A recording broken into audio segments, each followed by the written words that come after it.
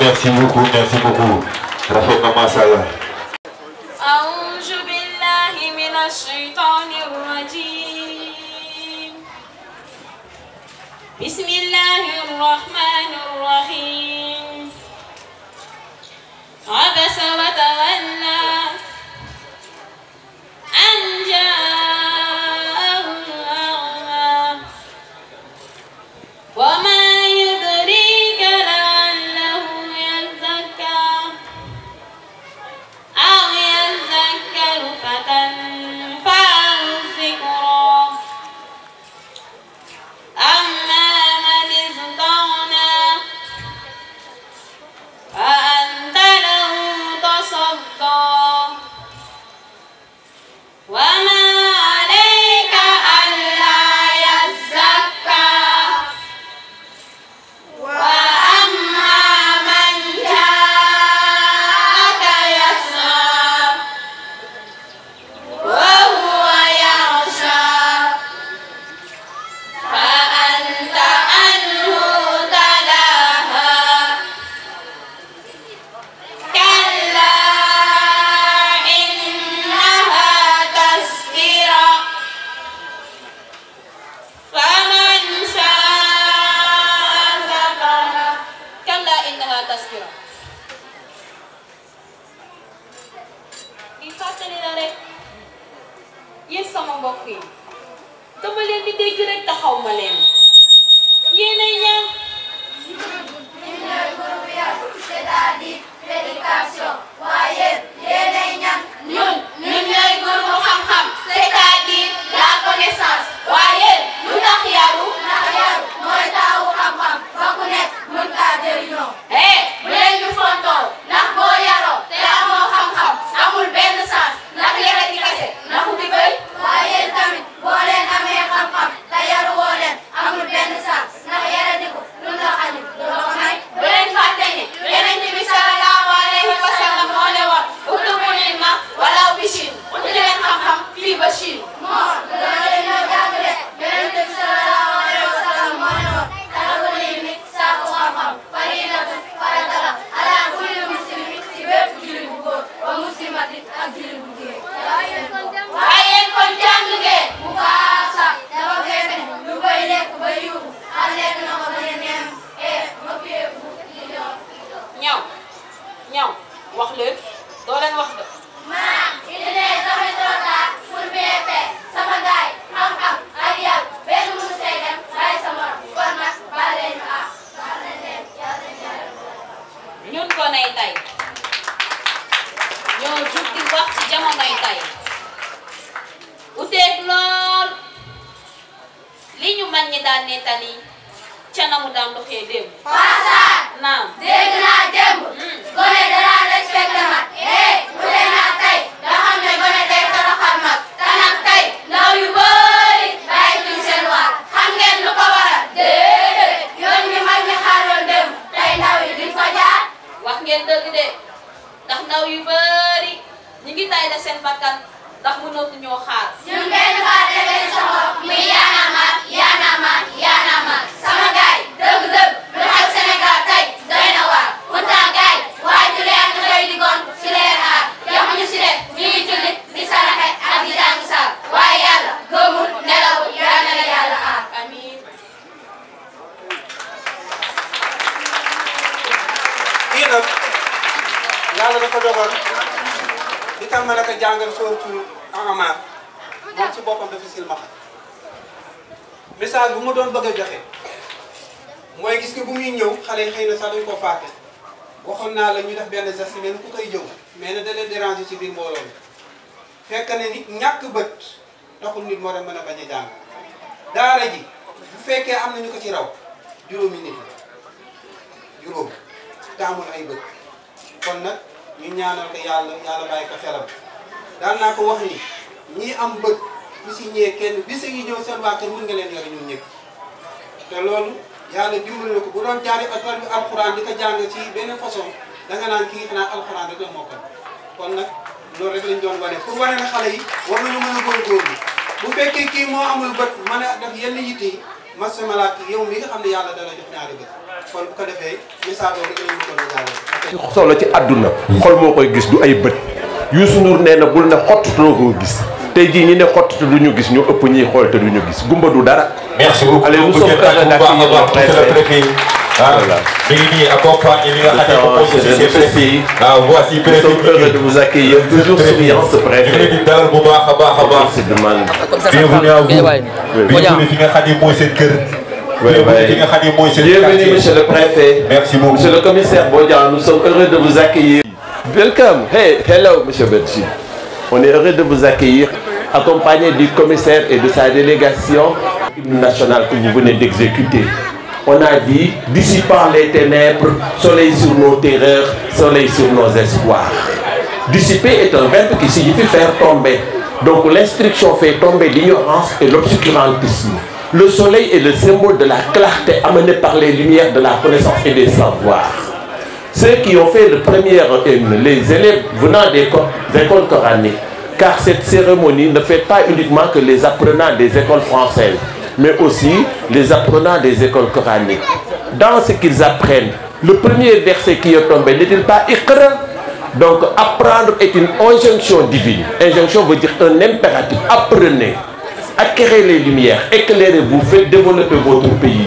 Car, comme disait Salomon, la connaissance n'entre point en âme malveillante et que science sans conscience n'est que ruine de l'âme. Que Dieu éloigne de nous cette ruine de l'âme dont parlait Rabelais au XVIe siècle. Et que rien ne vous soit inconnu, comme on les parlait un père à son fils. Je voudrais que les noms des arbres, des oiseaux, des poissons dans les mers, des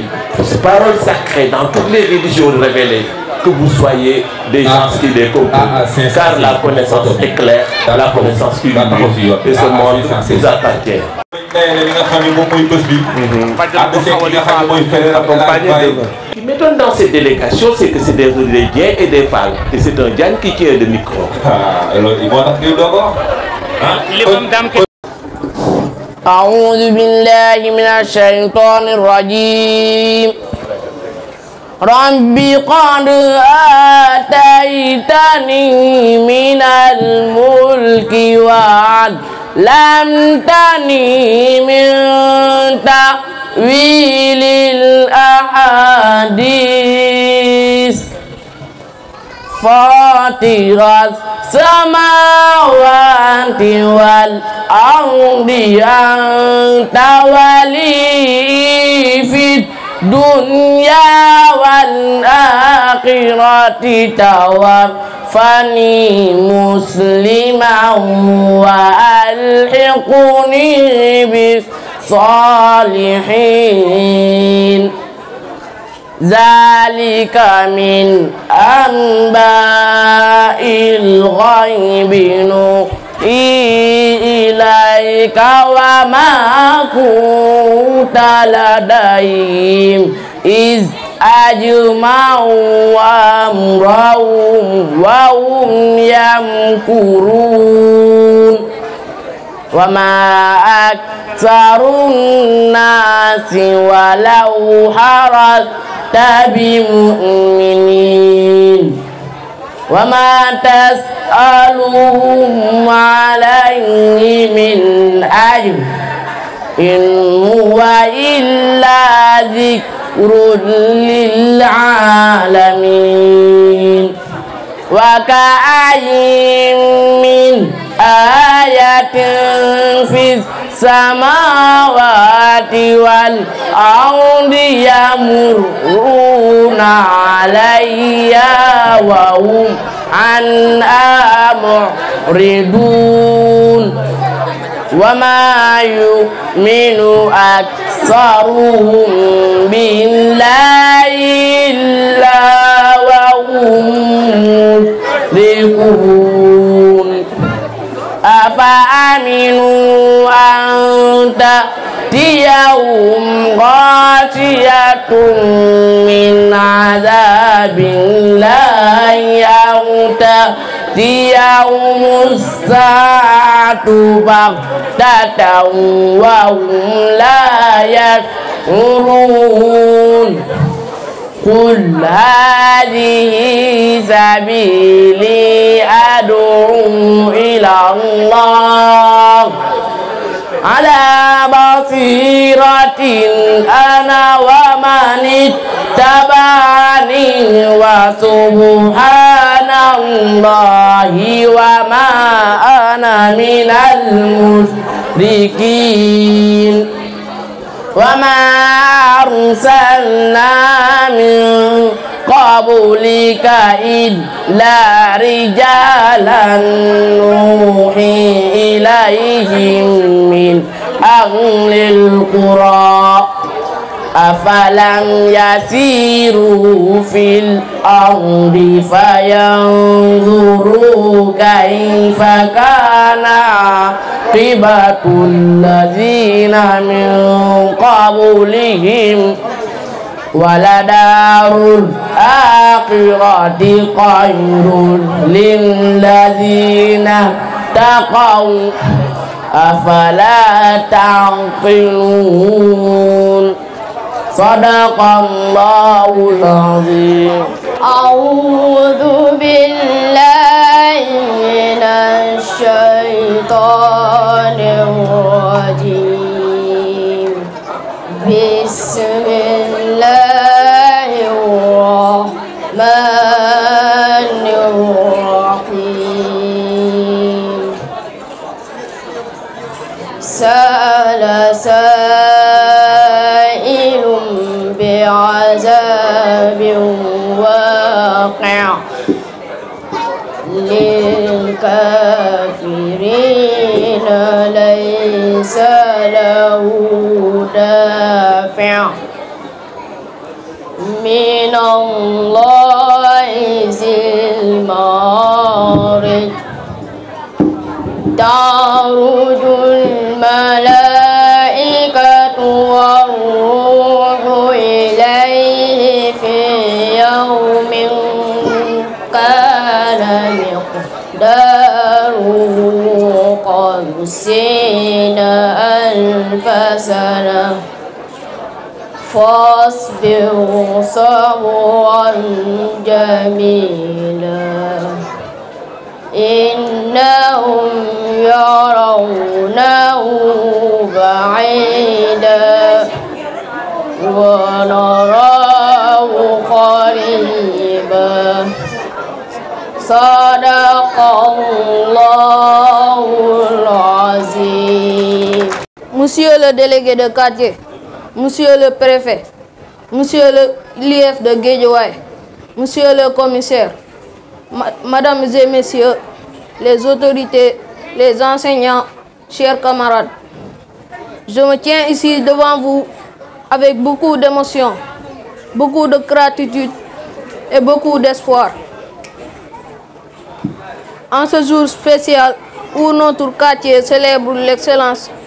scolaire, permettez-moi de parler au nom de tous mes camarades, filles et garçons du primaire, du collège, du lycée, pour dire merci. Merci pour la reconnaissance, merci pour l'encouragement et surtout, merci pour la confiance. Nous ne sommes pas parfaits, nous tombons parfois, nous avons des moments de doute, mais grâce à vous, parents, enseignants, encadreurs, autorités, nous nous relevons, nous continuons, nous grandissons. Aujourd'hui, vous nous dites que notre travail compte, que nos efforts sont vus, que nos rêves sont possibles. Je suis fier d'être élève dans le quartier Golfe Nord 2B, fier d'appartenir à une génération qui veut aller plus loin que la pauvreté, plus haut que les obstacles et plus haut que les préjugés. Monsieur le délégué de quartier, vous avez ouvert un chemin nouveau, celui d'un quartier qui valorise ses enfants, qui croit dans l'éducation et qui refuse le fatalisme. Aujourd'hui, en nous primant, vous semez des graines de confiance. Demain, ce seront des ingénieurs, des médecins, des enseignants, des artistes, des bâtisseurs de ce pays qui naîtront ici à Golfe-Nord 2B. À nos parents, nous disons merci pour votre patience, vos sacrifices, vos conseils, même quand vous avez presque rien. À nos professeurs, nous disons merci pour votre engagement, même dans les conditions les plus difficiles. Et à nous-mêmes, chers camarades, je dis, ne laissons jamais tomber nos rêves. Ce n'est pas là où on est qui compte, c'est là où on veut aller. Marchons fièrement, écrivons notre avenir avec courage et dignité. Vive l'éducation, vive l'excellence et vive Golfe-Nord 2B. boo déggee ko jàmm nuyoo leen. fii la ñuy taxaw nuyoo bu ñu fay ñu dem. léegi nuyoo leen. asalaamaaleykum mbooloo mi. yéenay ñan. ñu ne xale Golfe-Nord 2B gàcce Cheikhou leen. da ngeen di tayaatu. waaw. ay tayaatu kan ngeen. waaw yu mag sax. asalaamaaleykum mbooloo mi. jot na tey way jur bu ne xam wareefu doomam. loolu tubaab naan droit de l'enfant.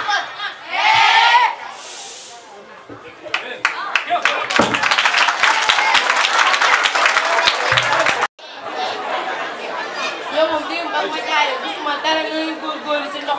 mi doomu nañu yaakaar xamuñu dara yaa ngi may dégg sama ndox mi lépp loo ma la ko bu ko leblee kenn yaa ngi may dégg yow démb sama banaana si naaj bi ko téye ba mu la waaye tey boo ñëw si lebal kenn sa yow yaay jigéen lu ma góorgóorlu dégg sa ndox mi doomu nañu yaakaar moom laay mën a dimbale dégg nga demee gaaw te yow naaje.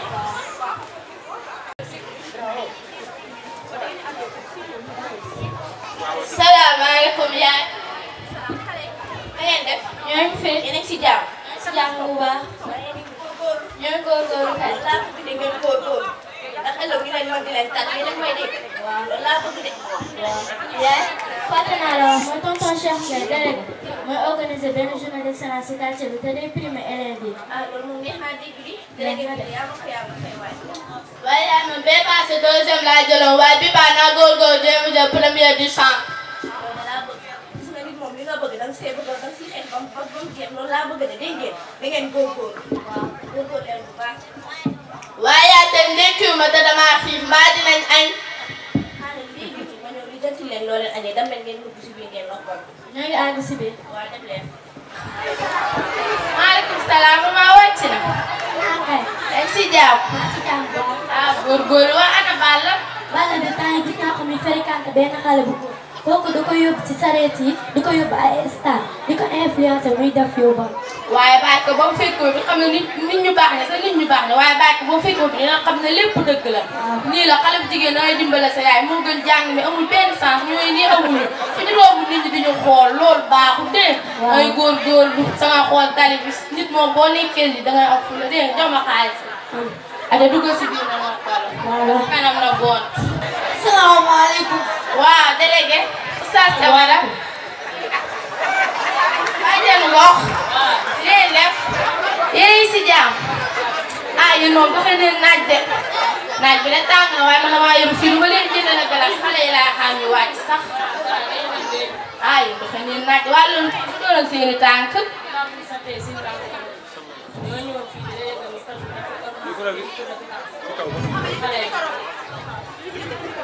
dañoo ñëwoon fii di la yëgal ni que dañuy organiser fii benn tour de vacances bu xale yi mën a wàññi seen taxawaay ak seen doom te sa doom dañ ko fay yéene ñëw ndax li muy dox fii nii nekk fii si mbedd bi dox loolu amul benn sens ñu jàng ko mu gën. man sax délégué maa ngi organisé woon pour xale yi dem géej di taxawal di dem fu ne di dem taxawal seen yaay di leen wóor mën naa ko organisé man délégué. yow moom délégué bi Oustaz Camara daanele foofu laay jël yow am na lu la doy na li jënd sa kàcce bi moo gën si waaye sama kër moom bu ko li jënd man ni maa ko li jënd sama bopp est-ce que yaa ngi may dégg man ni maa ko mën a li jënd sama bopp sama kër du yow du yaa ko li jënd est-ce que yaa ngi may dégg loolu moom nag xam dangaa dox dox ba sa daal yi jeex yow Oustaz Camara am na lu la doy boo jugee lay na fële na li jënd sa daara jeex sa xale yi moo gën si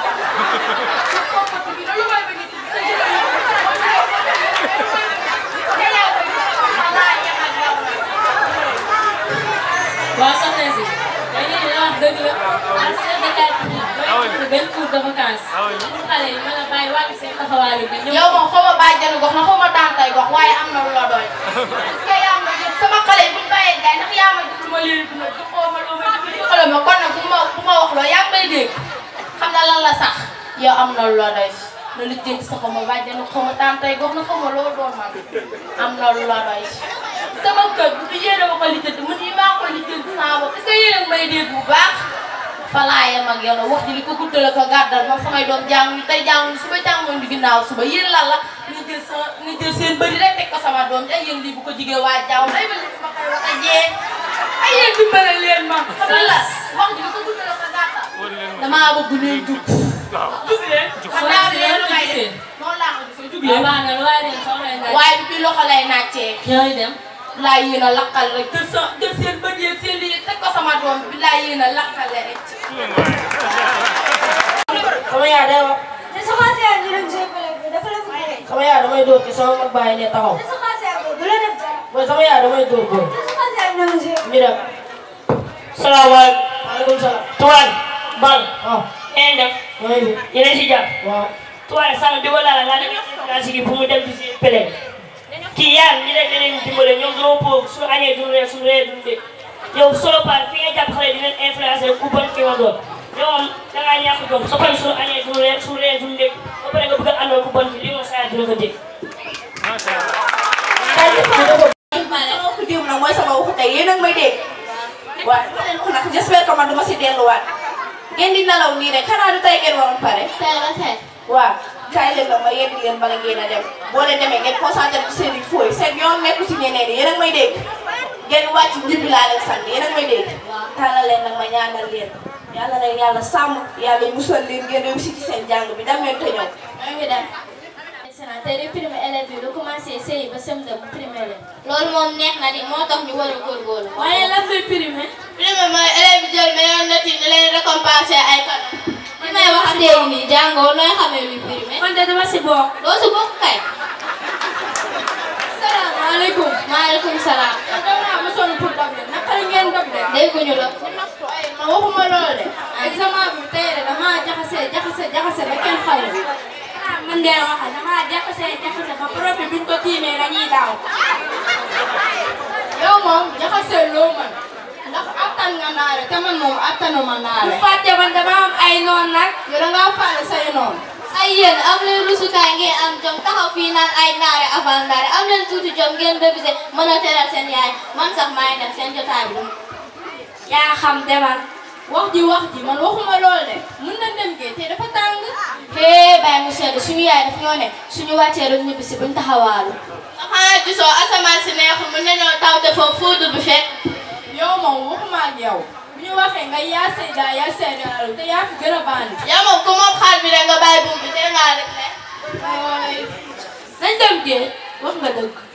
ok nañ leen dem. waaw nañ dem. xanaa ba ngay génn bi balaa suba joxoon ma la ndox ne la demal na jaay ji ko. joxoo ma ndox de. waaye luy xiin nii sax. la laa xëy. yaa xasoo ku nekk cigarette. man cigarette. ay waay man lu may wax waa koñ ay waay man lu may wax waa koñ dafa ba fu ma jëm man.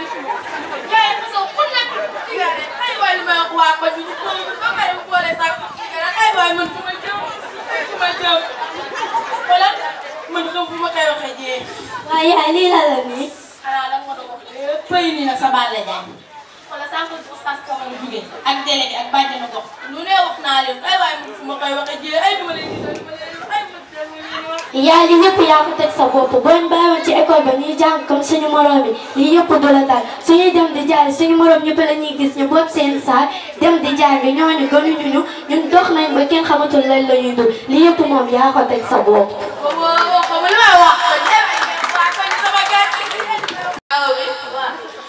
bañ defee épreuve ba pare sa doom bi ñu wax awa moo jël premier du sang. alhamdulilah tey yàlla jël waaye di ko fi jot. waaye daan lu si rax.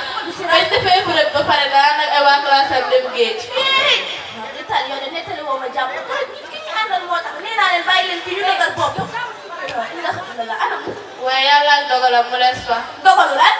soxna si gëmal yàlla. yow nettali woo ma jàpp dogalu lan. soxna si am yére yaa ngi nii. soxna si gëmal yàlla. soxna si gëmal yàlla. soxna si gëmal yàlla. soxna si gëmal yàlla.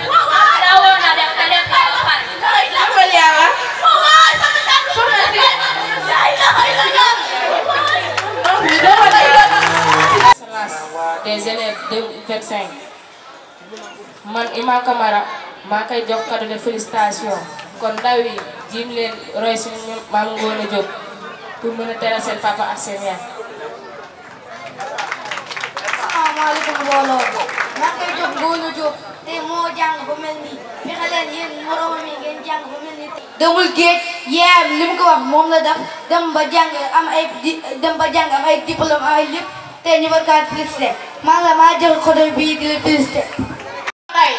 ñun waajur yi ñu bàyyi xel ci éducation xale yi ndax xale bii tey suba mooy dooni avocat policier préfet wala sax ministre jot na wala sax président jot na nag ñu wutal xale yi kayit inscrire leen ñu dem jàngi ndax fii du palaasu xale mbedd du palaasu xale. Aujourd'hui, je prends la parole pour parler d'un sujet fondamental, un sujet qui touche chaque fois de notre planète, les droits de l'enfant. Ces droits ont été reconnus officiellement par la Convention internationale des droits de l'enfant, adoptée par les Nations Unies en 1989.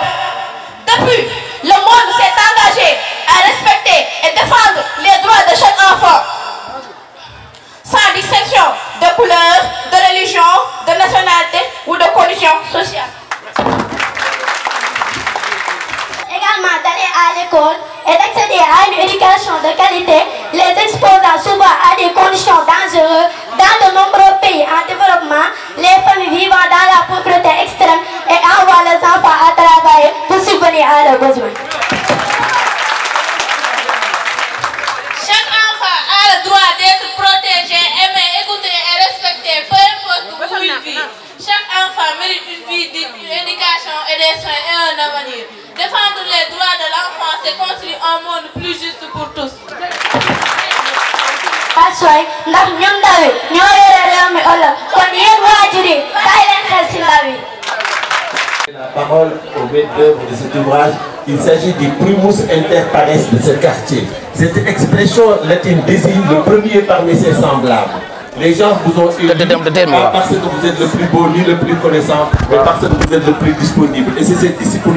disponibilité qui nous a mené cette belle cérémonie de festoiement des enfants de ce que nous avons plus de chair. Cheikh Nguer, l'homme qui se bat pour un mieux-être, pour un quartier sain, avec des âmes saines dans des corps sains. Vous avez la parole, M. Nguer, et nous sommes heureux de vous écouter et de vous entendre. La parole est à vous, délégué. Bonsoir, nous sommes monsieur le préfet. du nuyu monsieur le commissaire du nuyu monsieur le IF du nuyu waa quartier bi yëpp du nuyu autorité yi fi nekk yëpp du nuyu président des délégués Babacar Ba ak ñi mu àndal ñëpp si quartier bi di nuyu sunu jigéen ñi sunu marraine muy Fama Dieng du nuyu sunu ñoom yaay même la jëy maire social di nuyu quartier bi yëpp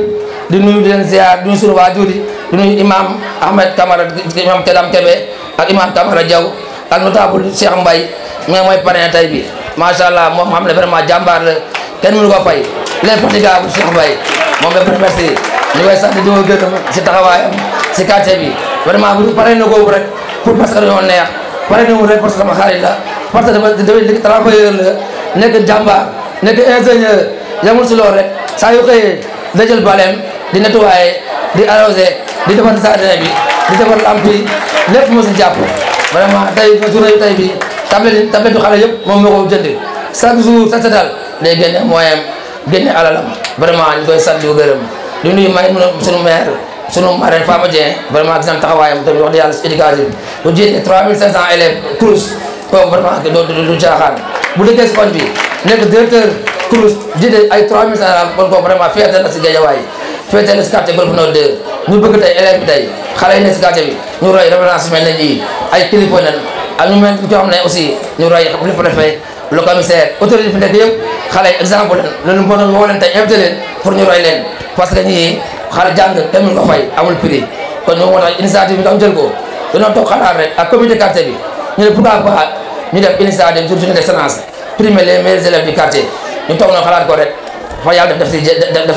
tey mu réussir tey dañoo jëm ne Guédiawaye lu am Mamel am Almadi am gënuñu pourquoi pas ñu mënuñu ko am kon tam gëm na rek ñun banlieue na rek war ñu jàng gëm ne banlieue na rek ñun war ñu am ay poste war nekk président de la République war ñu nekk ministre la moo tax ñu reyante pour télé journée bi parce que man sama jàng tax lu ko yàq lu nekk man li ma ko waral parce que ñàkk moyen sama yaay di ma jaayloo ma jaayee banana di jaay marché Sam à 11 ans 10 ans laa doon jaay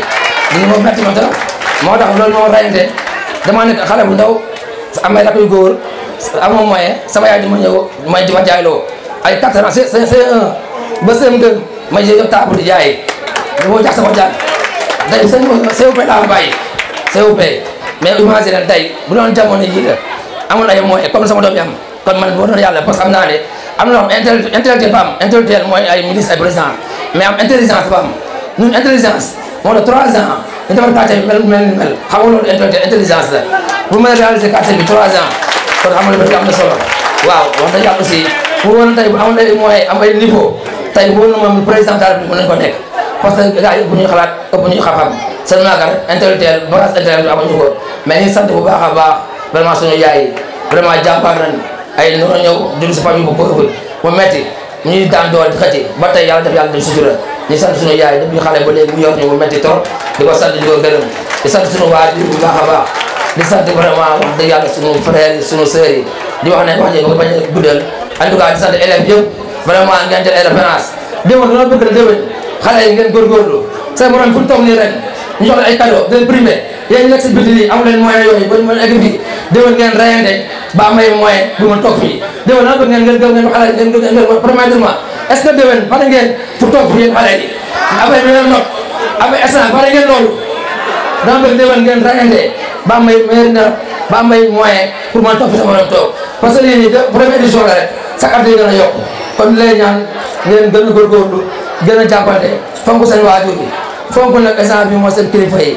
am na benn programme boo xam ne préparé nañ ko programme boo xam ne 2 mois vacances à partir de le 1er août ak septembre 2 mois yëpp quartier bi ñoo jël benn initiative jël xale yi jàng par force ñoo koy fay ak le imam Camara Diaw jàng boo xam ne gratuitement la quartier bi moo ñëw di ko fay xale bu nekk si quartier bi jàng force la muy août muy septembre loolu la pour tey xale yi ñu ma dem si géej bi di lab loolu moo tax def ko yamul si loolu xale yi nga xam ne leen primé tamit aussi année scolaire bi da leen accompagner jox la ay fourniture accompagner aussi tamit si nga xam ne mooy ay cours de renforcement yoo xam ne xale yi dañuy jàng 9 mois yoo xam ne quartier moo koy fay quand 17 personnes yi nekk yëpp quartier moo leen accompagner ñu jàng cours de renforcement quartier moo koy fay ba jusqu'à 9 mois les primés pour accompagner leen ñu mën ay excellence mën ay élite waaw di sant na bu baax a baax waa quartier bi amoo seen fay tey vraiment yéen ñëpp suñu yaay suñu maire yi amoo seen fay tey li nga xam tey organisation bi yëpp waa quartier bi ko def tey loo xam ne tey amul kenn koo xam ne jàppale nañu si ay sponsor amu si lépp li nga xam ne tey moom lañ am tey quartier bi ñoo ko reyante seen ñaata dërëm ba tey lu mat 1 million quelque ñu cotiser ko ba mën taxawal li taxaw lépp kon vraiment quartier am na jàmbaar kenn joxuñu jàpp si jàpp amuñu seen fay parce que loolu yombul am na quartier yoo xam ne moo ñu am loolu mais sa quartier dajale ñii 50 000 ñii 1000 francs ñii 3 000 ba mat 1 million ñu ñëw pour defar journée moom dafa tey fa loolu quartier moom seen fay waaw aussi tamit ñu bëggoon wax dëgg yàlla aussi sant bu baax a baax waa quartier si loolu ñu ngi sant bu baax a baax aussi mooy sunu papa Khalifa Fall nekkoon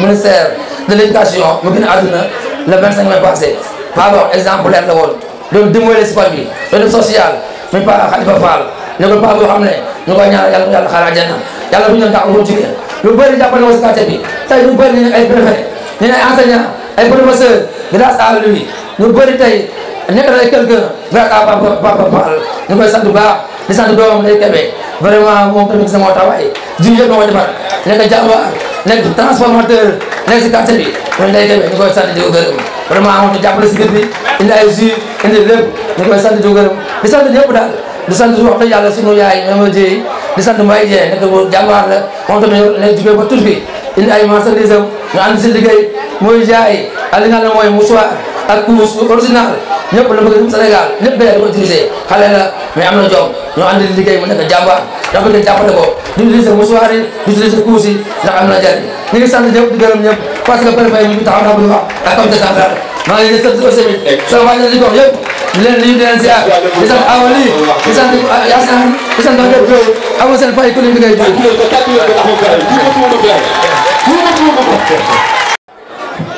Monsieur le préfet de Guédiawaye, messieurs les sous-préfets, messieurs les représentants de l'IF, messieurs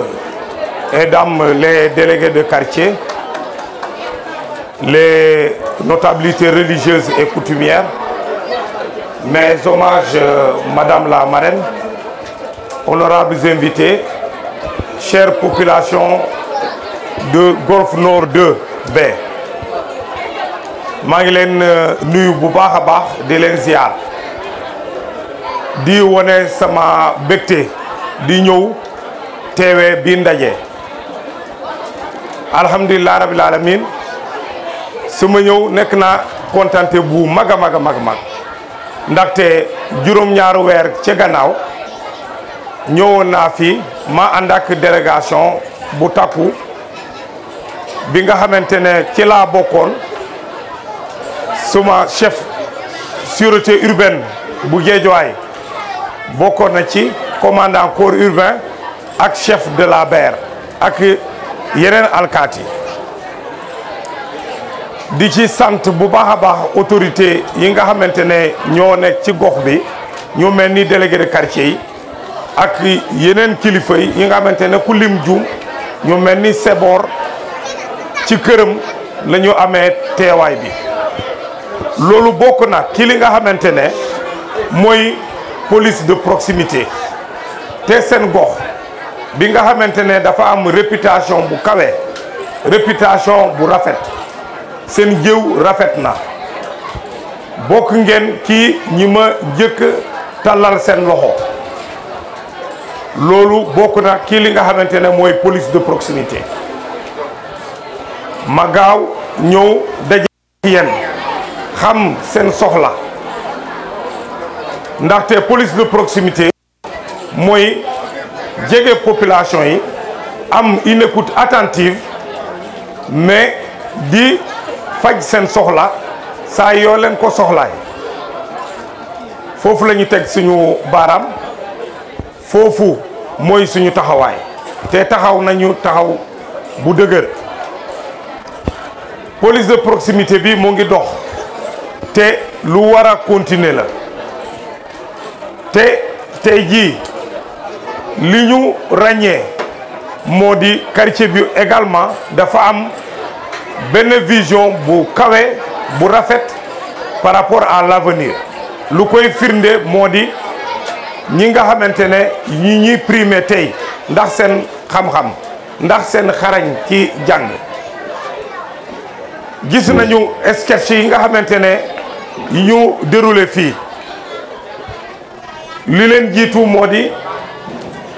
jàng alxuraan te lu baax la te xam naa ci côté nasaraan yi ma jëlee ko ci seen bible bi Matthieu 4 chapitre 4 fu ñuy naan l'homme ne se nourrit pas que de pain mais de toute parole venant de la bouche de son Seigneur te loolu mooy dëgg tey jii ñi jàng alxuraan dugg na sama xol kontaan naa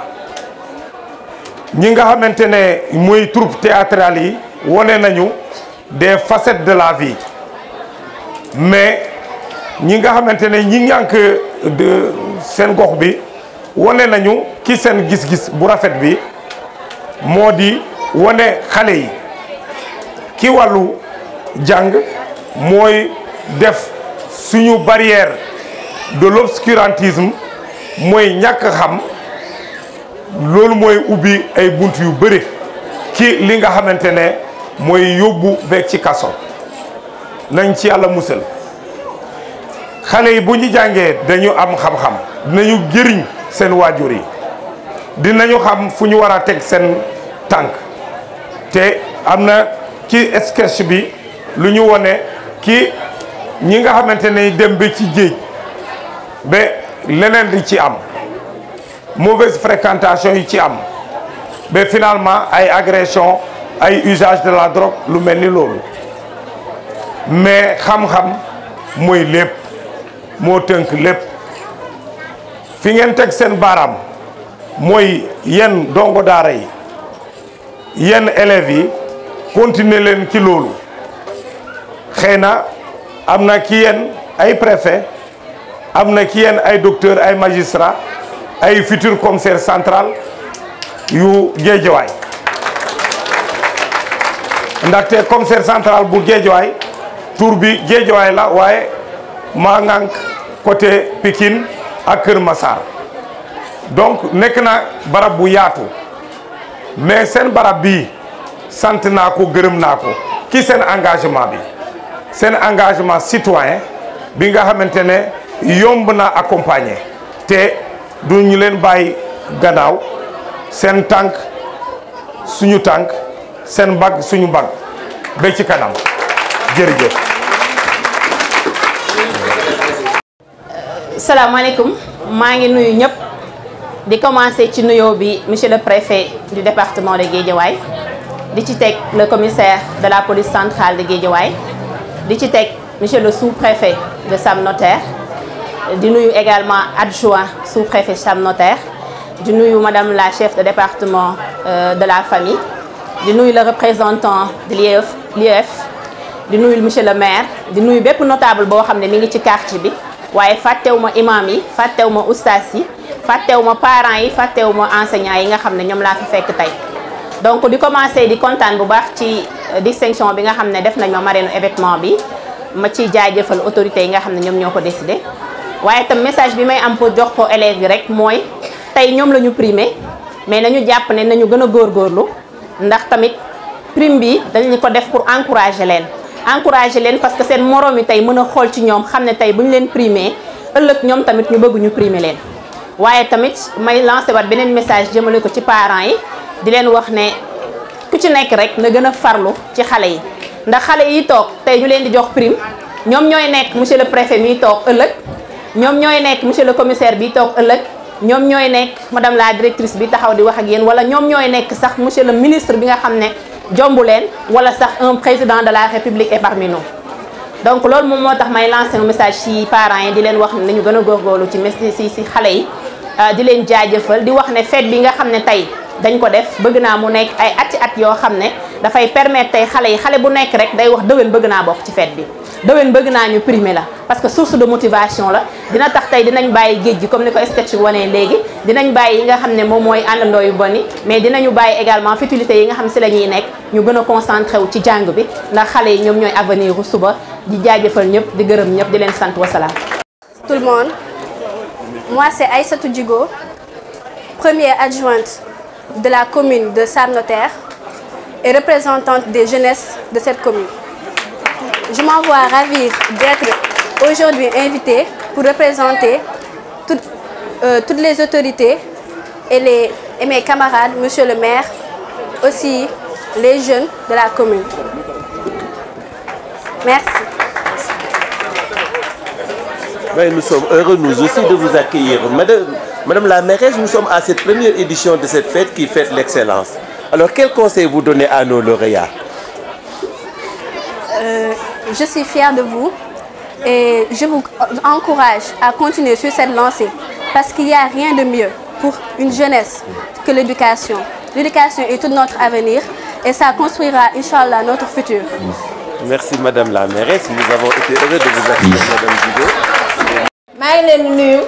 di nuyu autorité di nuyu chef de quartier di nuyu imam yi fi jóge di leen nuyu di leen ziyaare yéen ñëpp di rafetlu rendre hommage bi ñu rendre hommage suñu papa bi nga xam ni defar nañu mën nañu jox exemple ci quartier bi ñu bëri ñoo xam ne jàppale na leen ci wàllu éducation dugal na leen ci enseignement ñu bëri mën nañ citer fii ci xale yi mooy ci mag ñi defar na famille yu bëri ci seen jikko ci côté religieux muy quartier bi di jàkka ji def na fi liggéey boo xam ni mënul fay ñi ngi remercier bu baax quartier bi bu baax nga xam ne Khalifa Ababacar Fall teg nañ ko foo xam ne di wax ni loolu yëpp tamit liggéeyam la di remercier ñëpp di remercier famille bi di remercier sama bàjjen bi nga xam ne mooy grande sœur am di remercier initiative bi nga xam ni quartier bi jël nañ ko di primer les élèves di wax ne ñu continuer sur le sang di wax ne aussi tamit man mi taxaw fi je suis un entrepreneur en transformation fruits et légumes opératrice en transformation fruits et légumes moom lañ exposé fee muy Jami Saveur di invité à toutes les femmes ñu ñoo inscrire suñu formation les femmes de développement les GIE nous sommes ouverts à tous les critères à tous les âges di bañ ñi nga xam ne dañuy chômer ñi nga xam ni élèves lañ te amuñu lu ñu def wala amuñu fu ñu xëy ñu ngi leen di woo ci Jami Saba ñu former leen wan leen yoon ñu taxawal seen projet incha allah jërë ngeen jëf. rafet na macha allah ay tourné ko ba wan ko ñi nga xam ne mooy kilifa yi kii mooy xalifa. dama am particularité nag parrain bi vraiment bañ naa ko ba sonn nangu ma ko woon mais dama xam ne kii ma ko dénk maanaam kii ma ko ji mënuma ko fay mag moom nag vraiment suñu waxtaan yëpp li may wax suma jabar tout le temps nee naa ko waxtaanu quartier kese la ñuy waxtaanee nan la ñuy def ba quartier bi nga xam ne dafa am si ay conditions yu mu nekk maa ngi jégalu sax nuyu ma autorités yi vraiment maa ngi leen di nuyu chères autorités di nuyu vraiment la marraine di kilifa di vraiment nit ku yaru loolu laa gis ci moom ndax jot nañ dem këram waxtaan ak moom parce que man dama am particularité benn mooy déjà dama nekk ci comité d'organisation bi et en même temps ñu parrainé ma sànq bële gars yi naan ma fee nga war a toog man leen bon position toog bi amul njëriñ voilà place bi nekk fii ak bi nekk fee benn la rek waaye cër moom suñu borom moo koy joxe. di sant encore une fois quartier bi yëpp parce que guddi na malheureusement du ma mën a def discours bi pour bàyyi kilifa yi mënuñu leen téye ba mu guddi ñu mën a jàll ci remise des prix yi xale yi mën a yeeweeku ak seen ay parents mais en tout cas li may wax rek mooy ñun on vient de loin ku ne woon tey quartier bi ay dinañ dem ba organiser fii ay prix pour di récompenser xale yi nga xamante ne ñoom ñoo gën a xarañ ci seen jàng loolu du woon neex a gëm ndax image bi quartier bi amoon jardin bi fi mu nekk tey ay charrette ñoo fi nekkoon ku xam fréquentation charrette xam ne du milieu boo xamante ni mën nga koo ñee mu nekkoon image bu ñaawoon ci suñu entrée quartier yàlla may ñu benn messie man loolu laa koy woowee mu ñëw vraiment am ay ambition yu rëy man sama ruq laa nekkoon su ma xëyee liggéey su ma wàccee tëdd mu fekk ma fi ma nekk mu dimbali ma parce que ni ma dimbalee mooy moom moo ma ne kaay ñëw ñu jàppale quartier bi loolu nit bu la ko defee dalaa dimbali man dimbaliwu ma leen yéen a may dimbali man li may def dama ci jaamu yàlla laa ko jàppee te bi ma ko commencé ba léegi aussi gisuma ci dellu ginnaaw donc gisuma loo xam ne mën na ma permettre ma dellu ci ginnaaw donc encore une fois di wax Cheikhou di ko sant di ko gërëm 15 jours mën naa ni liggéeyul te ku nekk xam na borom kër bu xëy deful dara 15 jours pratiquement liggéeyul mu ngi bàyyi lépp nekk ci ay coono vraiment lim ci daj xaaj bi daj ko li muy daj ci quartier bi xaajaat bi man dajatum ko dama ko ne courage bi nga yor man mi nga xam ni dama nekk dans l'entrepreneuriat détermination bi mu am su ma ko amoon non sincèrement dem naa fu sori waaye egguma fi nga xamante ni fa la nekk ñi ngi sant ñëpp di leen gërëm di sant xale yi di leen wax ne ñun dañu bëgg dans 20 ans ci kanam incha allah yàlla nañu fi yàlla bàyyi ñun ñëpp que balaa loolu ay prix la ñu bëgg ci ay concours général xale yi xàmmee leen xale yi yéen ñi nekk mag koo ci gis muy def lu dul yoon xar leen ci seen tànku tëbëy pas parents yi kese mais nañu nekk parents wu xale yi yëpp xam ne ñii ñu ñu war a encadrer lañ ñu war a jàppaleen ba fii ak at yàlla nañu fi yàlla bàyyi ñu nekk ay kilifa yu mag a mag ñu ngi leen di sant di leen gërëm salaamaaleykum wa rahmatullah. Monsieur le sous-préfet de l'arrondissement Sam Notaire ainsi que son adjoint, Monsieur le commissaire central de Guédiawaye, s'il vous plaît.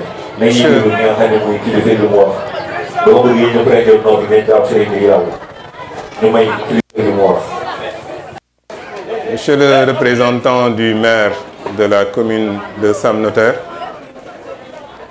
Mesdames, Messieurs les chefs de service, Madame la marraine, Monsieur le parrain de cette journée d'excellence,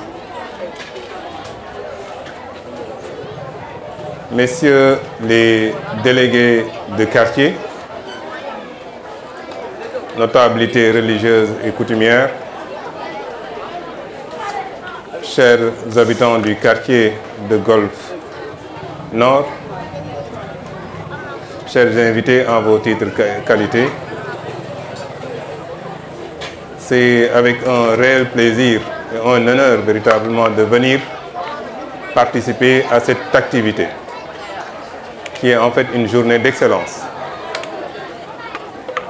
Ma présence a une double signification. La première, c'est véritablement de participer à cette promotion de l'excellence au niveau de ce quartier. La deuxième, c'est pour soutenir les initiatives, les multiples initiatives citoyennes que les habitants de Golfe Nord sont en train véritablement de mettre en œuvre. Je vais continuer sur Wolof pour véritablement sama message mu gën a jàll. Li tax tey jii ma teew fi gannaaw ba nu bëggee jàppale waa quartier bi si yoon bu am solo bi nga xam ne jot nañ ko jël moom mooy fexe ba cultiver l'excellence au niveau de nos enfants. Baneen bi moom mooy dama fi ñëw pour sargal ñi nga xam ne ñoom ñooy population wu Golfe Nord ci taxawaay bu mucc ayib bi nga xam ne moom lañ am. ndaxte bi ma fi ñëweek léegi initiative boo xam ne autorités yi supérieurs yi initiative bu ñu jël wala orientation bu ñu joxe rek damay gis ne waa Golfe Nord am nañ ci taxawaay bu mucc ayib.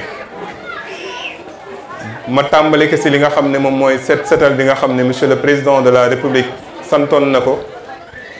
ñoom ñu am ci benn taxawaay boo xam ne ñëpp a ko gisal seen bopp. bu ñu jëmee li jëm ci wàllu embellissement des quartiers defe naa Golfe Nord aussi joué na sa partition wane na taxawaay boo xam ne bu mucc ayib. boo jëlee ci li nga xam ne moom la ñuy wax lu jëm ci wàllu sécurité nga xam ne dañoo bëgg population bi aussi am ci benn taxawaay gis nañ ne Golfe Nord am na taxawaay boo xam ne ku mel ni monsieur le commissaire defe naa dégg ngeen ay kàddoom lu mu apprécier la lool. boo jëlee solidarité bi nga xam ne monsieur le président de la république ak monsieur le premier ministre ainsi que tous les membres du gouvernement ñu ngi du noppi di ko wax lu jëm ci wàllu solidarité bu war a dox suñu diggante gis nañ bu baax a baax ni waa Golfe Nord taxawaay bi am durant surtout le mois de Ramadan ni loon jàppalante seen biir. nga jël aujourd'hui initiative bi nga xam ne le ministère de l'assainissement jëloon nañ ko concernant le curage des caniveaux foofu aussi quartier bi defaat lu mucc ayib. donc boo jëlee aussi journée boobu nga xam ne man sama wàllu boppam maa demandé woon à ce que au niveau du département ñu def ko moom mooy setal sunu centre pour waajal li nga xam ne moom mooy examen yi quartier bi aussi wane woon na taxawaay bu mucc ayib. donc voilà un quartier boo xam ne daanaka orientation yu président de la république bi joxe yëpp monsieur le premier ministre bi joxe ak ñi nga xam ne tamit ñoom ñooy ministres yi ñoom ñu ngi ci dem lañ naan dem ba jeex. donc loolu moom moo taxoon rek tey jii ma ne naa leen jëmmal naa leen honorer ci sama présence parce que activité bi activité de quartier la. donc mënoon naa doylu ki nga xam ne moom mooy Cheikhou Nguer moom mu représenté ma fi bien que autorité la boo xam ne le maire moo ko fi tegal. mënoon naa wax le maire aussi moom mu ñëw rek mu représenté ma mënoon naa wax tamit kenn ku nekk ci biir au niveau de l'éducation IF bi mu ut kenn ku mu ñëw rek mu représenté ko mais li tax ñu ñëw man maak le sous-préfet c'est pour véritablement wan leen ne leen kontaan nañ bu baax a baax ci yéen et li ñuy xaar ci délégué de quartier yëpp moom mooy ñu def ni Cheikhou Nguer def du Cheikhou Nguer rek moom moo def liggéey bi bu doon moom donc c'est clair et net lii du fi am. c'est parce que population bi ñëpp a see jàpp képp koo xam ne nekk na ci biir quartier bi rek jàpp na ci ba aujourd'hui véritablement Golfe Nord doon ab exemple. donc maa ngi ñaax ñi nga xam ne ñoom ñooy délégué de quartier yi ñu suivre l'exemple de Cheikhou Nguer pour que sous peu de temps rek Sénégal mën a décoller parce que le Sénégal va décoller à la base mënuñu autorité ñi nga xam ne ñoom ñoo ngi ci kaw ñu ngi joxe orientation yi ñu war a joxe donc man li ma jàpp moom mooy aujourd'hui il faut que à la base ñu am benn engagement citoyen et cet engagement citoyen là aujourd'hui l'exemple type c'est au niveau de Golfe Nord lañ koy gis c'est vrai qu'il y a d'autres quartiers qui se distinguent mais aujourd'hui il faut le reconnaître Golfe Nord véritablement est en train d'être un pionnier à ce niveau donc loolu moo taxoon rek man ma ñëw fii teew mais ki nga xam ne moom mooy kilifa arrondissement bi neexul ba neexul wante moom lañ war a jagleel moom moo fi war a def discours parce que daanaka doyloo naa ko te xam naa ne mi ngi def liggéey bu mucc ayib moo tax nag pour je vais tordre le cou au protocole d'habitude man fu ma xas ba teew kii nga xam ne du sous-préfet bi moom daanaka du yëkkati kàddu ki nga xam ne moom mooy le commissaire warul yëkkati kàddu parce que je suis le délégué du président de la République donc képp koo xam ne autorité la boo xam ne mi ngi suuf président de la République bu dul ministre fu ma teew rek ñoom ñëpp dañuy topp sama ginnaaw parce que en tant que délégué du président de la République mais comme je l'ai dit yàlla dafa def kii nga xam ne moom mooy sous-préfet bi arrondissement wu Sam Notaire dafay am ay témoignages yoo xam naa ne moo ko gën a mën a apporter que man mii nga xam ne xaw naa sori tuuti parce que man je suis au niveau département mais moom mi nga xam ne jigéen na ko fii quartier bi mën naa wax ne moom moo war a mën a gën a def ay témoignages ci quartier bi moo tax ma bëggoon ko jox kàddu gi après par la suite nag ñu soog a tëj lii nga xam ne moom mooy jotaay bi gannaaw bu ñu joxee xale yu am solo yi xale yu jàmbaare yi ñu jox leen seen i cadeau jërë ngeen jëf. Salaamaaleykum wa rahmatullah. Monsieur le préfet du département de Guédiawaye ñu ngi lay nuyu di nuyu sama adjoint nuyu monsieur le commissaire central nuyu le représentant de l'IEF délégué de quartier yi nga xam ne ñoo nekk ci ginnaaw ak notable yi nuyu également ñi nga xam ne ñooy les chefs religieux imams yi jàngalekatu alxuraan yi ak ñëpp di nuyu madame la marraine nuyu aussi le parrain mais nuyu aussi tout le quartier de Golfe Nord 2B xam naa instant yi je suis très mal à l'aise pour ma mën a jël kaddu parce que comme ni ko préfet waxee ñun y a ce qu'on appelle le principe hiérarchique sa kilifa su waxee ba pare daanaka amoo kaddu mais comme ndigal la ñu mën koo jëfee te ci lu gàtt donc man li ma doon def rek mooy def témoignage ci le quartier Golfe Nord 2B parce que préfet déjà engagement citoyen bi fi nekk ak les valeurs citoyennes et républicaines yi nga xam ne moom la les populations de Golfe Nord 2B moom la ñuy dund loolu ñëpp dañ ko xam mais mention spéciale au délégué de quartier Cheikhou Nguer parce que Cheikhou moom vraiment engagement ak yéeneem ak bëgg-bëggam ci quartier bi man damay toog des fois di ko xool parce que tàmmuma woon pour dire vrai gis vraiment un délégué de quartier aussi engagé ci initiative yi nga xam ne moom lay jël te tey même ses pères délégués de quartier nangul nañ ko loolu xam nañ ne vraiment il est un jeune délégué de quartier boo xam ne c'est un visionnaire day dem engagé yoo xam ne sax parfois man sam personnellement damay toog ma ne lii est-ce que lii yëfu délégué de quartier la mais chaque jour ñu ngi ci ay initiative moom ak bàjjenu gox moom ak mbay les jeunes tout le temps ñi ngi def ay activités yoo xam ne nii dafay tirer le quartier vers le développement waxoon naa ko nag depuis biñ koy installé comme délégué de quartier nit ki tey lii ñu la nangul nii ñëpp topp sa ginnaaw c'est parce que yow yaa ko wane tu n'as pas été choisi comme délégué de quartier wax nañ ko sànq parce que tu es le plus beau wala da nga am dara loo yor wala dafa am dara lu ñu yaakaar ci yow c'est parce que ay valeurs moom la ñu gis ci yow engagement lañ gis ci yow gis ne peut-être li nga yor bu ñu la ko dénkee di nga ko mën a jëmale ci kanam te wax dëgg yàlla boobu ba léegi tu es en train de travailler à nos côtés avec vraiment beaucoup d'engagement mais aussi motivation boo xam ne lu am solo la kon comme ni ko préfet waxee man mën naa wax ne tey dans tout le département aujourd'hui de Guédiawaye gis naa fi ñaari quartier yoo xam ne kii moo profondément marqué benn bi si sama arrondissement ça lay wax pour ne pas parler de tout le département c'est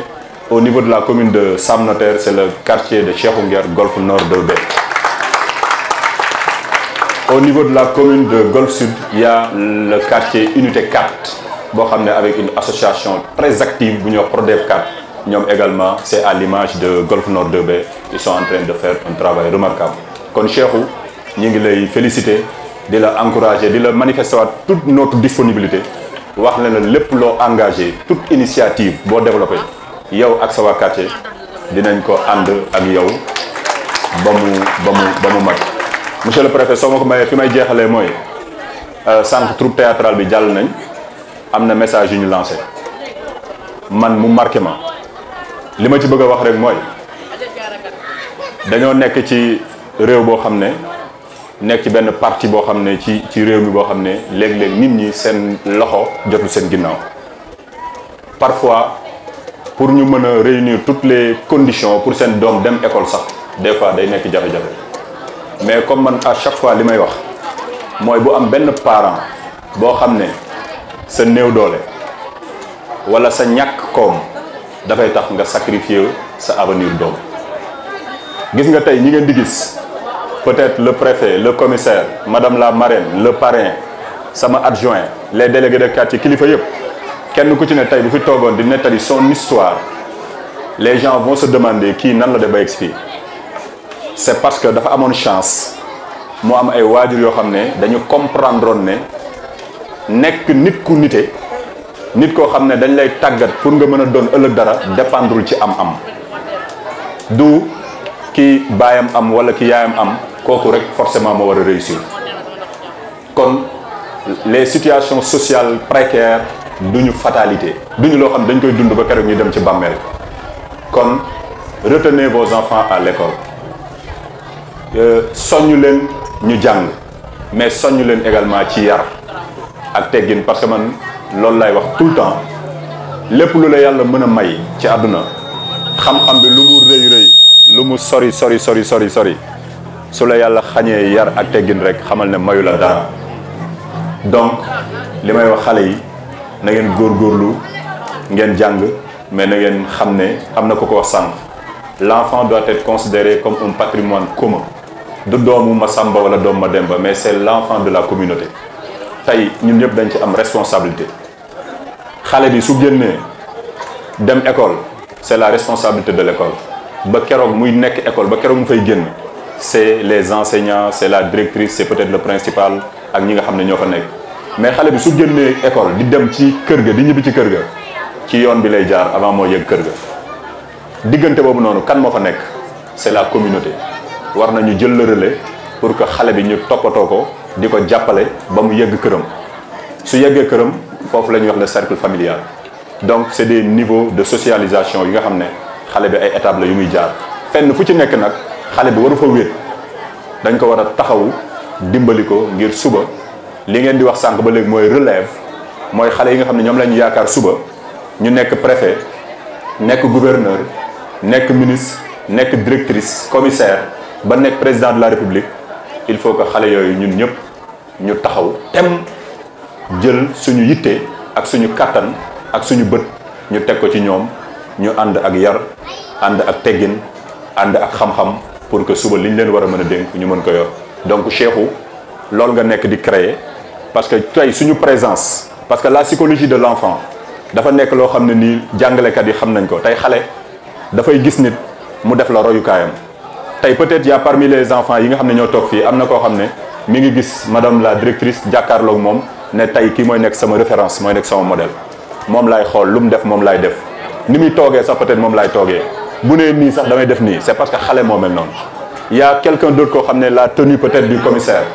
jël na ko tey frappé ko il va être peut-être un commissaire demain am na koo xam ne le préfet est là mi ngi koy xool moom la bëgg a doon ëllëg donc loolu mi ngi ci jàngalekat yi xam nañ ne xale noonu lay capter loolu lay def donc notre présence aujourd'hui ici nekkul loo xam ne lu gratuite la donc Cheikhou encore une fois ñu ngi lay féliciter di la manifester waat toute notre disponibilité di la wax ne ñun suñu liggéey mooy aide au service exclusif de la population préfet li mu waxoon doy na man léeg-léeg damay jàll mais pour wax ne rek sama yéene laay waxee te ñi may liggéeyal ñëpp loolu xam nañ ne sama relation ak ñoom relation wu yéene la relation wu tabax ngir que suba suñu doom yi mën a ñëw eggali li nga xam ne moom la ci sumboon monsieur le préfet encore une fois merci jërëjëf. Il a même parlé de l'idée, cette nouvelle initiative pour la transformation humaniste de l'éducation, la prise en charge. Ne disons pas chez nous qu'il faut tout un village pour éduquer un enfant. Aujourd'hui, nous les éducateurs, nous sentons trop seuls dans cette mission. Victor Hugo ne disait-il pas que l'éducation, c'est la famille qui la donne l'instruction, nous les enseignants. Alors, je suis vraiment forcé de voir un représentant du gouvernement territorial parler au nom de l'IEF. Monsieur l'IEF, je vous conseille d'adopter ce monsieur-là comme un conseil spécial, parce qu'il a fait un brillant exposé de la démarche de ce côté comme sénégalais contemporain. Merci. Merci beaucoup. Nous avons entamé les remise. Beaucoup à vous.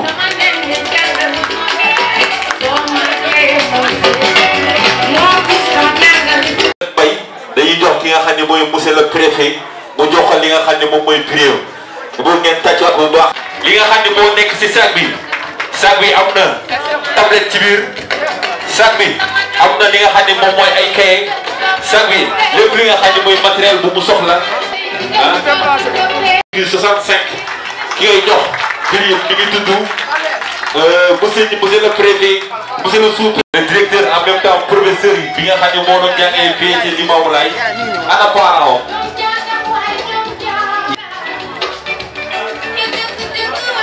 15 sur 10 9,75 sur 10 Fatou Mar di ngay jox prix.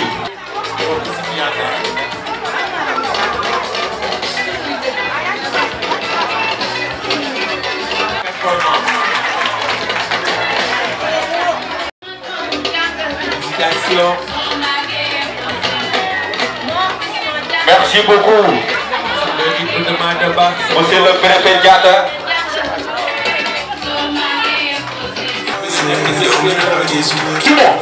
Inspecteur de l'enseignement et de la formation.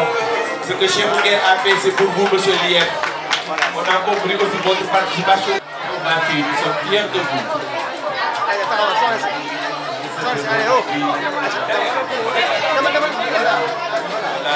Je veux dire. Photo ak moom. dama ànd ak Aïssatou Diop bu fekkee yaayam nekku fi xaritu yaayam wala ku bokk ak yaayam tour wala ku bokk ak yaayam mbootaay rek mën na ñëw photo ak moom. Voilà, c'est bon.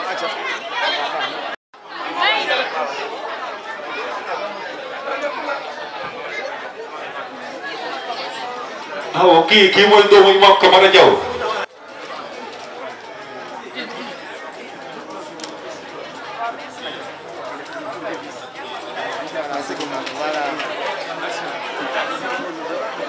bu baax a baax le président des délégués merci beaucoup encore une fois. Sëñ Moustapha merci beaucoup.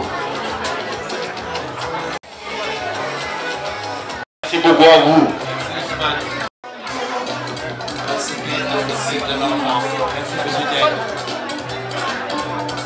Anna merci. ki ngay jox mi ngi tudd bàjjenu gox sama bàjjenu gox préféré. Ingénieur, ce prix est un prélude pour nationaliser votre nom. Un diamant plus un indécent de diamant qui est précieux. Devenez diamant dans votre futur mari. Nous sommes heureux de vous donner ces prix. Non, c'est son père. Hein? Non, moom day photo ak moom.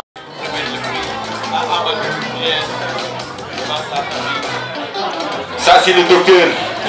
notre père qui nga xam ni moom aussi tamit day jàppale waa gox bi merci beaucoup à vous suñu.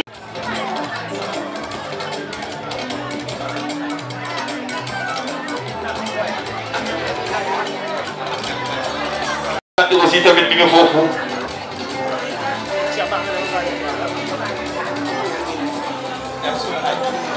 merci beaucoup. merci beaucoup El Hadj Doumbouya moom mooy directeur Timbo Bari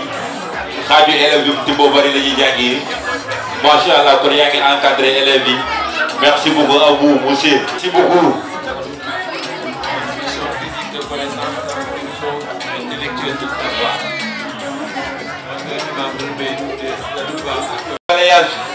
su mënul ñëw day woo li nga xam ne moom mooy njabootam ñëpp génn ku génn doo añ loolu la leen di wax de ay ñoom tànn nag it ñoom ñëpp ku si génn doo añ. doo bëgg yéen ñëpp ngeen booy kaay pour leen mu doxal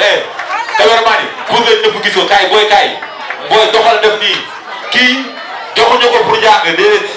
dañ ko jox ndax cawarte bu mu sawar prix citoyenneté lañ ko jox booy na leen ñëpp gis kii. El Hadj Ndoye fu mu yeewoo day yeewu donc c'est vrai que dañ naan kii su ma teggi fan lay jëm moom su ma teggi. macha allah xale bu jàmbaare si quartier bi boo xoolee image am dem na fépp ba si présidence image yi jour bi passé mooy journée de Moussa municipal Fofana moom la defoon image du jour kon vraiment moom jàmbaare si quartier bi chaque jour yaay ma ngi nii da ngay wër bu sa dese la rek du tekkee sax day génn yaay ma ngi toog di wër xale bi mosul tardé liggéey. moom moo koy jox li nga xam ni moom mooy. cadeau mais xaaral des na de dañ koy jox diplôme lii mooy yor day wane ni xale yi yéen ñëpp da ngay war a ñëw si liggéey bi maanaam koñ bi seen koñ la vous êtes tous l'avenir de demain yéen a war a jël relève bi si koñ bi parce que fii ngeen màggee fii ngeen juddoo fii ngeen yaroo te fii ngeen di màggee li xale bi am macha allah exemple la si li nga xam ne moom mooy xale yi dëkk si koñ bi. délégué marché booy yi ku meloon ni moom deux moom waaye day àggu sax ay vrai benn yeeg rato yeeg yëpp day engagé macha allah.